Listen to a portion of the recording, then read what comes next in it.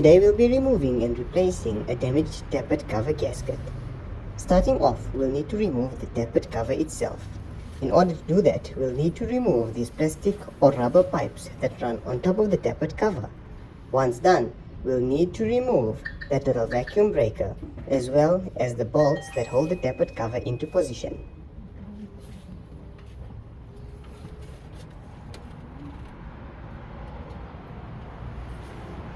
What's happening?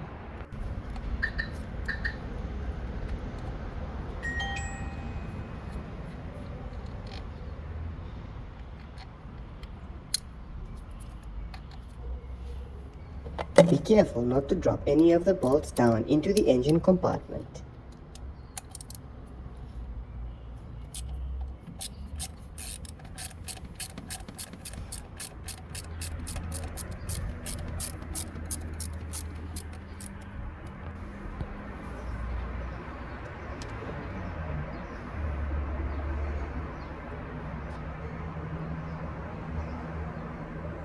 Once all the bolts are removed, the tappet cover will be loose and will pop right off. Simply wiggle the tappet cover out of position. Be sure not to damage any of the pipes or connections that are in the way. It's quite clear that our tappet cover gasket has taken a beating over the years. It's completely disintegrated into many different pieces.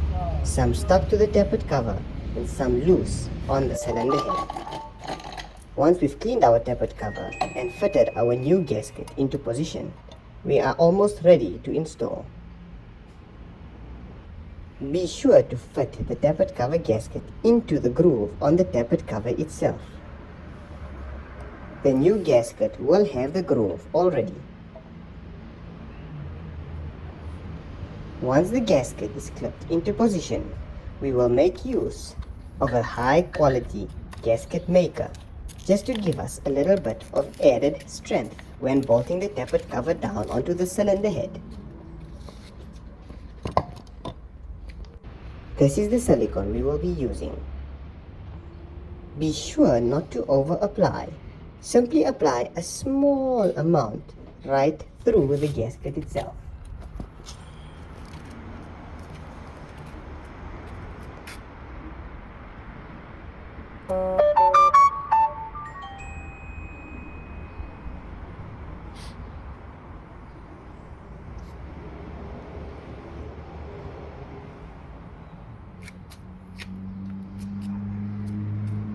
The gasket does have a little groove for the gasket maker to sit. Yeah, you can off it.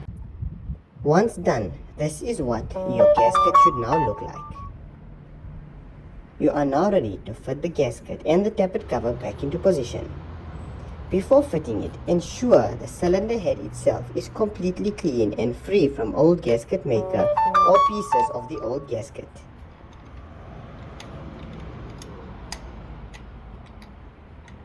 Simply clip the new tappet cover back into position and bolt it down.